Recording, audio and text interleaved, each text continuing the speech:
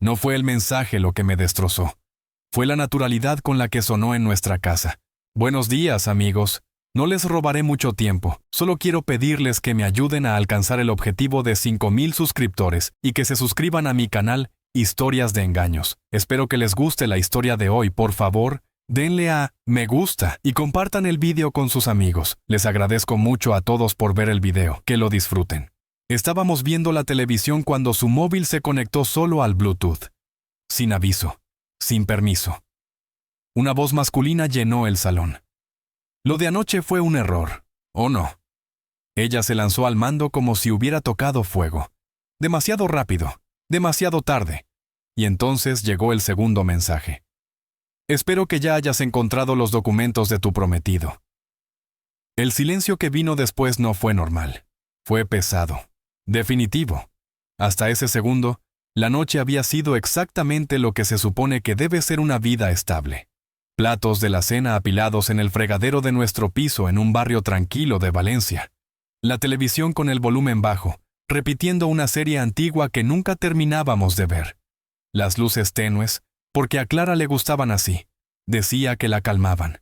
Yo estaba sentado en el sofá, con los pies sobre la mesa baja, contestando correos del trabajo que siempre prometía dejar para el día siguiente.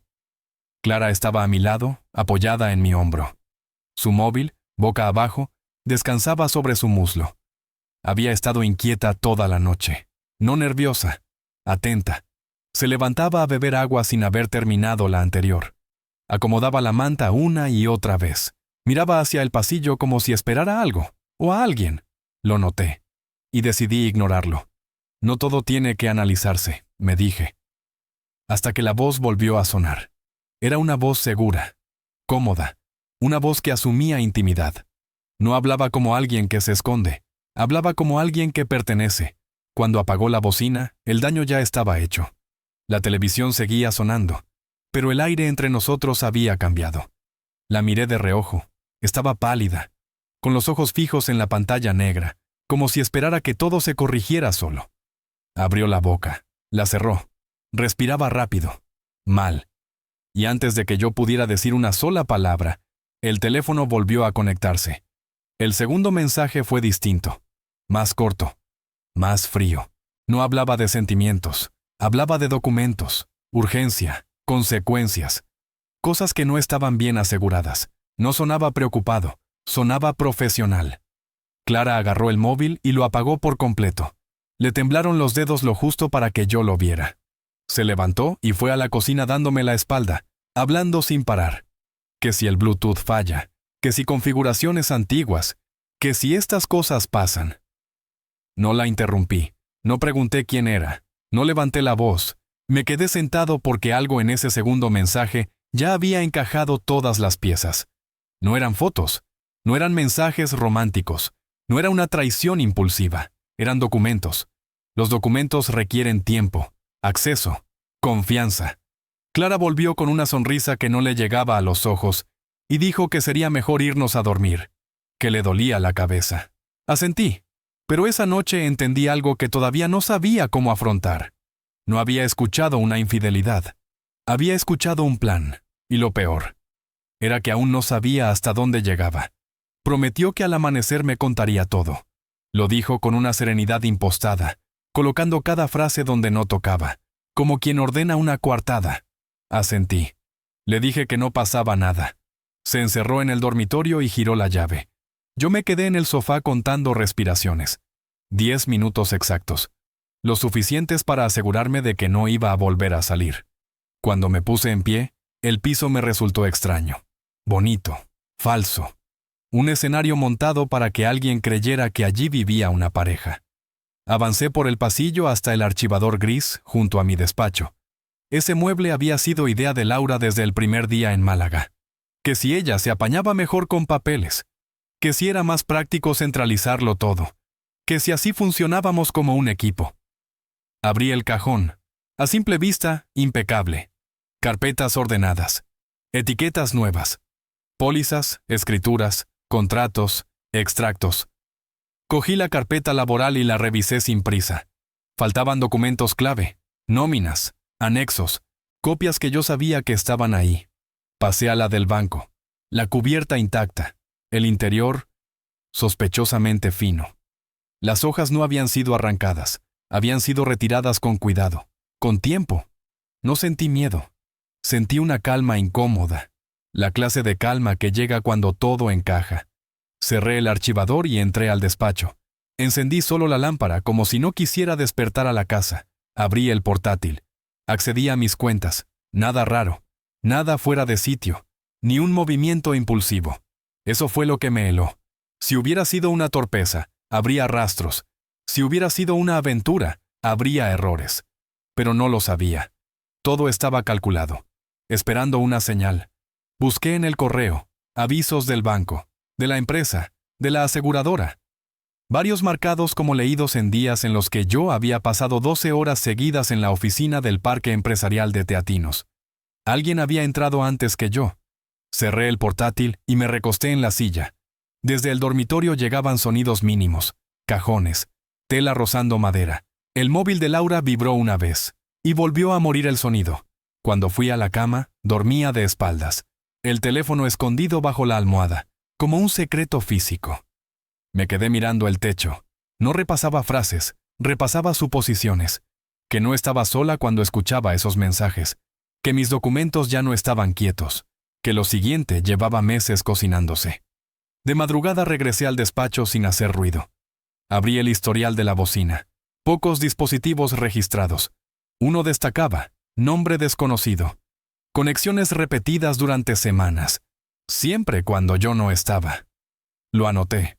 Después entré en la app de la comunidad, la que usamos para gestiones y avisos. Allí estaba. Solicitudes de Laura a la administración. Copias de documentación. Adjuntando un poder notarial que, según el sistema, yo le había concedido. Nunca me habló de ello. Volví a la cama antes de que amaneciera. Dormía inquieta, con una mano cerrada sobre el móvil bajo la almohada, como si incluso dormida supiera que podía condenarla. Al amanecer se levantó deprisa. Habló de entregas, de plazos, de reuniones. No me miró. Me besó la mejilla más tiempo del necesario y salió con el bolso apretado contra el cuerpo. Esperé a escuchar el ascensor. Entonces me moví. Fotografié el archivador, los huecos, las ausencias. Guardé capturas de los registros de la comunidad. Imprimí extractos.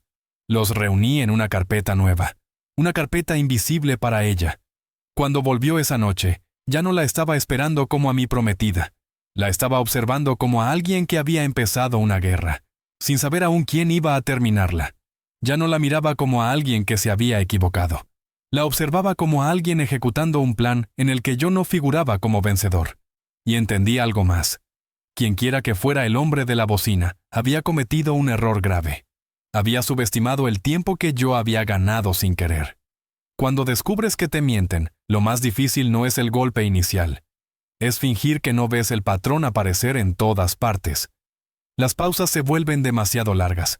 Las explicaciones llegan antes de que existan las preguntas. El cuerpo se adelanta a la historia, como si necesitara ir siempre un paso por delante de la verdad. Laura cambió. Se volvió precisa.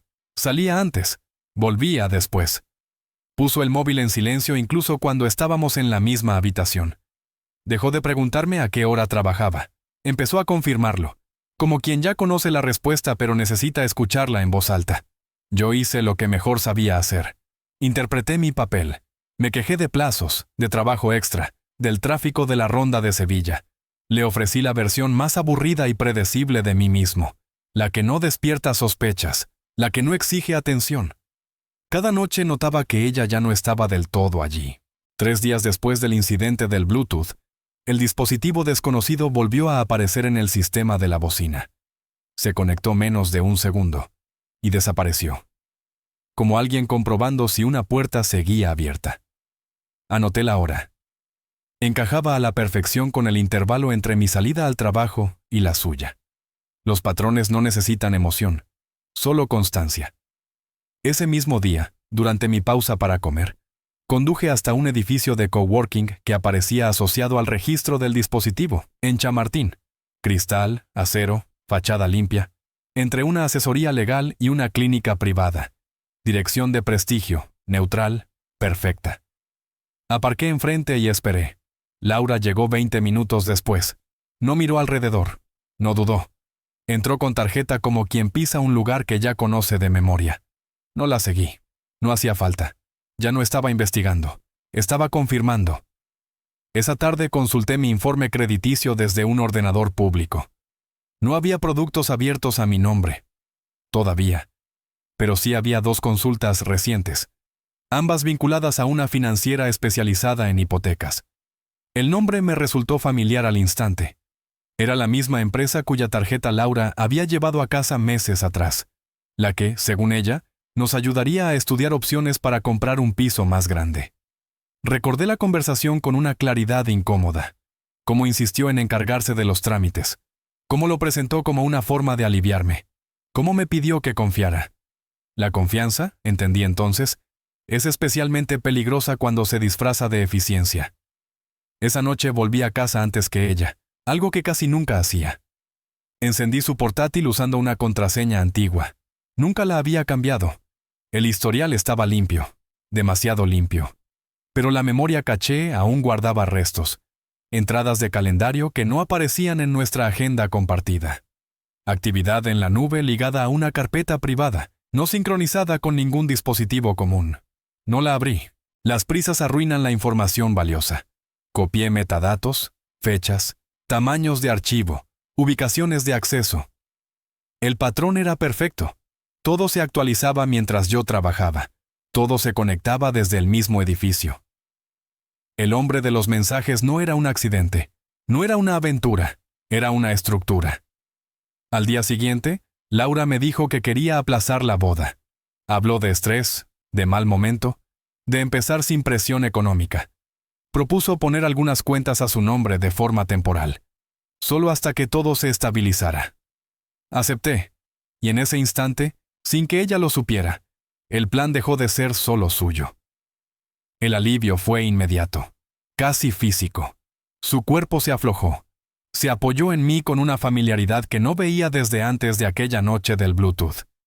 Creyó que había recuperado el timón. Esa fue su lectura, la equivocada. Cuando se durmió, respirando hondo, entré por fin en la carpeta privada. No había mensajes, ni confesiones, ni emociones mal contenidas. Había números, hojas de cálculo meticulosamente ordenadas, calendarios, listas de bienes, evaluaciones de riesgo, notas técnicas firmadas con unas iniciales que tardé unos segundos en identificar. JC. Los archivos proyectaban escenarios distintos según el régimen matrimonial. Sociedad, separación, duración estimada del matrimonio, activos en caso de ruptura. Algunas filas estaban marcadas como óptimas, otras como inestables. Una columna destacaba por encima de todas. Plan alternativo. Cerré el portátil. Me quedé a oscuras, escuchando el zumbido constante del frigorífico desde la cocina. Aquello no era una infidelidad. Era logística. A la mañana siguiente llamé al banco desde el coche. Preguntas genéricas, hipotéticas, las que no levantan alarmas, pero confirman exactamente lo vulnerable que estás. Después llamé a un abogado. Recomendación directa de un antiguo compañero del máster. Pedí cita con la excusa de revisar un contrato. La preparación es invisible, hasta que termina. 2 días más tarde, Laura anunció que se iría unos días a Ronda para despejarse, que necesitaba aire, que nos vendría bien a los dos. Hizo una maleta pequeña. En cuanto salió por la puerta, accedí a la red compartida y descargué todo. Cada archivo, cada borrador, cada registro que mencionara mi nombre, mis bienes o mi trabajo. Copias en varios dispositivos, copias físicas impresas. No modifiqué nada. La verdad resiste mejor cuando no se toca. Esa misma noche recibí un correo del Departamento de Beneficios de mi empresa. Me pedían confirmar un cambio de beneficiario solicitado a mi nombre. No respondí. Me reenvié el mensaje a una cuenta segura y lo marqué para más tarde. Prefería que el intento quedara registrado, no corregido. Cuando Laura regresó, traía otra energía, más ligera, más confiada. Hablaba del futuro como si ya estuviera escrito, como si camináramos en la misma dirección. No sabía que el rumbo había cambiado por completo. Esa noche, el dispositivo Bluetooth desconocido intentó conectarse de nuevo. Falló. Yo ya había desactivado cualquier emparejamiento externo. Observé su rostro cuando no funcionó. No hubo miedo, no hubo pánico, hubo cálculo. Se disculpó y se fue al dormitorio. Su móvil se iluminó segundos después. Me quedé en el salón, mirando la bocina muda, entendiendo por fin algo esencial. El hombre al otro lado no era el peligro. El peligro era el plan que asumía que yo seguiría siendo pasivo el tiempo suficiente para completarse, y yo había dejado de serlo hacía días. Cuando un plan empieza a depender del silencio ajeno, aparecen los errores. Se confunde paciencia con control. Se interpreta demora como cooperación. Laura entró en esa fase sin darse cuenta. Dejó de ocultar su agenda. Hablaba de reuniones sin explicar nada. Atendía llamadas en otra habitación sin bajar la voz. Nuestra vida empezó a tratarla como un borrador ya corregido en su cabeza. El hombre de las iniciales, el que existía en hojas de cálculo y no en emociones, empezó a integrarse en su rutina. Yo lo dejé avanzar. El miércoles por la tarde me reuní con el abogado, mientras ella creía que yo estaba haciendo horas extra. Llevé todo impreso, tablas, registros, solicitudes preparadas pero aún no ejecutadas. No hablé de engaño, hablé de exposición patrimonial. El abogado no mostró sorpresa, ni indignación. Solo asintió lentamente. Eso me lo explicó todo. Entonces me dijo, con una calma quirúrgica, qué era exactamente lo que ya habían intentado. Me explicó qué habría ocurrido si hubiera estampado mi firma en el papel equivocado, en el día equivocado. Me habló de lo limpia que podía ser una separación si yo me adelantaba, y de lo devastadora que sería si esperaba. Antes de irme, hice una sola pregunta. ¿Cuánto tiempo? No fue una respuesta tranquilizadora, pero sí precisa. La rapidez decidiría quién absorbía el golpe. Esa misma noche, Laura propuso abrir un fondo de inversión conjunto. Había ensayado el discurso. Se notaba en el ritmo. Primero los beneficios, después los riesgos, minimizados. Y al final, la conclusión ya cerrada, como si solo faltara mi asentimiento formal. Acepté otra vez. El alivio se le notó en los hombros. Se apoyó en mí en el sofá y empezó a hablar del futuro con una seguridad que ya no me incluía como decisión, solo como trámite. Más tarde, el dispositivo Bluetooth desconocido intentó enlazarse de nuevo. Falló. Vi cómo fruncía el ceño, primero hacia la bocina, luego hacia su móvil.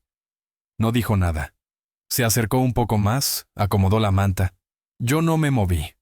A la mañana siguiente pedí una cita presencial con recursos humanos de mi empresa. La justifiqué como una revisión preventiva por cambios personales importantes. Llevé identificación, copias, documentación. Allí me mostraron las solicitudes que Laura había intentado tramitar en mi nombre. Algunas a medio procesar, otras detenidas para validación, ninguna cerrada. Ese margen era oro. Restablecieron mis accesos al portal interno. Cambiaron las notificaciones. Anularon cualquier autorización a terceros. El responsable imprimió el comprobante y me pidió firmar. Lo hice despacio. De allí fui directo al banco. No acusé. Planteé escenarios hipotéticos, exactamente los mismos que aparecían en las hojas de cálculo. El gesto del ejecutivo cambió mientras entendía el dibujo completo. Revisaron cuentas compartidas. Aplicaron bloqueos preventivos, ajustaron límites, redirigieron alertas a mi número personal. No hubo drama. Eso era lo correcto. Cuando Laura volvió esa noche, lo notó al instante. Preguntó con aparente naturalidad si había tocado algo de las cuentas. Le dije que sí, que necesitaba claridad antes de mover más dinero. Sonrió, pero la mandíbula se le tensó un segundo de más. Asintió. Pidió disculpas. Se encerró en el dormitorio. Su teléfono vibró una y otra vez. La escuché caminar de un lado a otro. Una hora después regresó distinta, calmada, segura de nuevo. Me dijo que el viaje le había ayudado, que se sentía más conectada conmigo, que deberíamos reconstruir la confianza poco a poco. Confianza, dijo, como si fuera una reserva administrable. Esa noche entré de nuevo en la carpeta de la nube. Había un archivo nuevo, creado mientras yo estaba en el banco. Revisión de contingencia. El documento ajustaba plazos, asumía retrasos, reducía riesgos. En varias líneas se repetía una idea inquietante. Daniel muestra cautela, pero es gestionable. Mi nombre aparecía una y otra vez. Lo copié. Al día siguiente pedí al administrador del edificio copias de todos los documentos que Laura había presentado en mi nombre. Dudó. Revisó con lupa el supuesto poder notarial. Accedió. Varias fechas habían sido modificadas. El lenguaje, suavizado. Las responsabilidades, desplazadas con cuidado. No era torpeza, era intención. Esa tarde, por fin, investigué al hombre detrás de las iniciales. Julián Cruz. Y entonces, entendí con quién estaba jugando realmente. La supuesta consultoría desde la que operaba Julián Cruz llevaba activa menos de 2 años. Legal, sí. Sólida, no. Su rastro profesional era una sucesión de vacíos incómodos. Razones sociales que cambiaban. Socios que desaparecían sin explicación. Proyectos que terminaban siempre igual. Conflictos civiles, nunca denuncias. Demasiado limpio para llamar a la policía. Demasiado sucio para ser casual. Laura no era una excepción. Era un patrón más. Lejos de tranquilizarme, eso afinó mi precisión. Pedí otra reunión con el abogado y le envié todo lo nuevo. La revisión del plan alternativo, los documentos manipulados, los intentos fallidos de mover beneficiarios. Esta vez no tuve que hablar yo. El abogado fue directo. Todo dependía de que yo siguiera creyendo que todavía había algo que salvar. Esa ilusión ya no existía. 2 días después, a Laura le llegó el primer aviso automático. Una transferencia denegada. Probó de nuevo. Mismo resultado. Aquella noche me encaró por primera vez desde el episodio del Bluetooth. Sin rodeos. Quiso saber por qué el dinero no se movía. Le dije que antes de seguir necesitábamos transparencia absoluta. Que no firmaría nada sin entenderlo todo. Me sostuvo la mirada en silencio. No buscaba convencerme. Estaba calculando. Eligió confesar solo lo imprescindible. Reconoció que colaboraba con un asesor financiero. Lo presentó como prevención. Como un respaldo por si nuestra relación fracasaba. Como algo que había hecho por los dos. La dejé terminar. Luego mencioné las tablas. La sangre le abandonó el rostro. Mencioné los escenarios alternativos. Se dejó caer en la silla. Pronuncié un nombre. Julián Cruz. No respondió. Ese silencio pesó más que cualquier prueba. Más que cualquier mensaje reproducido en voz alta. Le dije que necesitaba distancia. Que pasaría unos días fuera para pensar. Preparé una maleta con calma quirúrgica mientras ella intentaba recomponer el control perdido. Reformular. Redirigir. Ganar minutos. No se los di. Desde el hotel cerré lo que faltaba. Cuentas separadas. Avisos legales. Confirmaciones laborales. Blindaje patrimonial. Cuando Laura entendió que el plan ya no respondía a sus manos, era tarde para recuperarlo. Y el hombre que debía guiarla había dejado de contestar. Porque todo plan que se apoya en la pasividad ajena se derrumba cuando esa pasividad desaparece. Y yo llevaba días fuera de ese papel.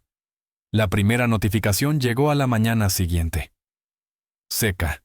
Administrativa. Implacable. Confirmación oficial. Las cuentas compartidas quedaban bloqueadas a revisión, con requerimientos documentales que ella ya no podía controlar. Me llamó 3 veces antes de comer. No atendí. Esa misma tarde llegó el segundo aviso, esta vez del edificio. Accesos restringidos, autorizaciones revisadas. Cualquier gestión exigía doble validación. Laura fue en persona. No la dejaron pasar. Aquella noche apareció en mi hotel sin avisar. La vi por la cámara del vestíbulo. Al principio, serena, ensayada, convencida de que aún podía persuadirme. Cuando recepción le negó el contacto, la máscara se resquebrajó. No bajé. Al volver a la habitación ya se había ido. El mensaje que dejó fue simple. Hablar, explicar, arreglar. Las explicaciones solo importan cuando todavía hay margen. El último movimiento fue silencioso. Mi abogado presentó las notificaciones formales. Uso indebido de documentación, intentos de disposición patrimonial sin autorización, lenguaje técnico, preciso, definitivo. Ahí terminó su versión de la historia. El documento no señalaba culpables ni lanzaba acusaciones emocionales. Era frío, cronológico, irrefutable, hechos ordenados, evidencias adjuntas. Julián Cruz recibió copia ese mismo día. Respondió rápido, demasiado rápido. Un mensaje breve, defensivo, torpemente redactado. Negó cualquier implicación real. Redujo su rol a una asesoría puntual. y exigió que cualquier contacto posterior se hiciera exclusivamente a través de su abogado. Ese mensaje fue su fallo. Porque no generó una disputa. Activó un sistema. El organismo profesional que regulaba su actividad abrió de forma automática un expediente al recibir la documentación. La aseguradora de la consultora pidió aclaraciones formales. Dentro de la empresa donde operaba se inició una auditoría interna. No fue un ataque, fue alineación. Laura percibió el silencio de Julián casi al instante. A la mañana siguiente lo llamó sin descanso. Envió correos. Probó números secundarios guardados con nombres irrelevantes. Ninguno respondió. Ahí comprendió algo que había evitado aceptar. El plan que había construido descansaba sobre alguien que desaparecía en cuanto el riesgo dejaba de ser abstracto. Volvió al piso y empezó a meter cosas en cajas con violencia contenida. No para marcharse, para recuperar control. Creyó que podía apropiarse de lo tangible si lo financiero ya no se movía. Se equivocó. Mientras estaba allí, llegó un mensajero. Le entregó un requerimiento legal que exigía la conservación inmediata de documentación y dispositivos. Me llamó en cuanto lo leyó. Esta vez contesté. No discutí. No reproché. Le dije que el compromiso se daba por terminado, que cualquier contacto futuro se canalizaría por vía legal, que dejara de intentar alcanzarme directamente. Intentó negociar. Cerré la llamada. 2 días después, la firma de Julián lo suspendió de manera preventiva. Sus perfiles desaparecieron de portales profesionales en cuestión de horas. Clientes se alejaron sin explicaciones. Socios retiraron discretamente sus nombres de registros comunes. El silencio que había sido su escudo se volvió absoluto. Laura trató de recomponer su imagen entre amigos y familiares. Habló de confusión, depresión, de errores compartidos. La versión no resistió. Aparecieron papeles. Las fechas no encajaban. Las historias cambiaban según quien escuchara. La credibilidad se erosionó sin ruido, pero sin pausa. Una semana después llegó el último movimiento. El banco concluyó su revisión interna. Quedaron registrados los intentos de iniciar operaciones bajo autorizaciones modificadas. Las alertas confirmaron las inconsistencias. El informe no hablaba de delito penal. Recomendaba acciones civiles. Eso fue suficiente. El acceso de Laura a varias cuentas fue cancelado de forma permanente. Solo conservó aquello que pudo demostrarse como estrictamente suyo. Todo lo demás quedó protegido. Se marchó el fin de semana siguiente. Sin escenas. Sin confrontaciones, sin despedidas. El piso cambió después, no porque ella se fuera, sino porque la presión desapareció por completo. La situación de Julián se deterioró aún más rápido. La investigación profesional destapó irregularidades ajenas a mi caso. Otros clientes aparecieron. Los patrones se repitieron. Las auditorías se ampliaron. Lo que antes se resolvía en privado dejó de poder ocultarse. Antes de terminar el mes, su firma se disolvió. Nunca volvió a contactarme. Laura envió un último mensaje semanas después, desde una dirección desconocida. Extenso, justificativo. Buscaba explicación, buscaba cierre. Se lo reenvié a mi abogado. No respondí. El cierre no nace del diálogo. Cuando el daño es deliberado, nace del restablecimiento del orden. Profesionalmente no perdí nada. Mi empresa confirmó que mis beneficios seguían intactos. Mis expedientes, protegidos. Mi reputación, limpia. Financieramente, el resultado fue definitivo. No se desvió patrimonio, no se transfirieron deudas. El intento colapsó por completo. En lo social, las consecuencias se resolvieron solas. Las conversaciones se apagaron. Las invitaciones dejaron de llegar. Laura aceptó trabajos por proyecto en otra firma. 3 meses después, todo era provisional. La autoridad que antes utilizaba ya no la acompañaba. No seguí su vida. No era necesario. La noche en que el Bluetooth habló no fue una casualidad. Fue el punto exacto en el que un plan diseñado para funcionar en silencio chocó contra la realidad. Y la realidad no negocia cuando hay documentos.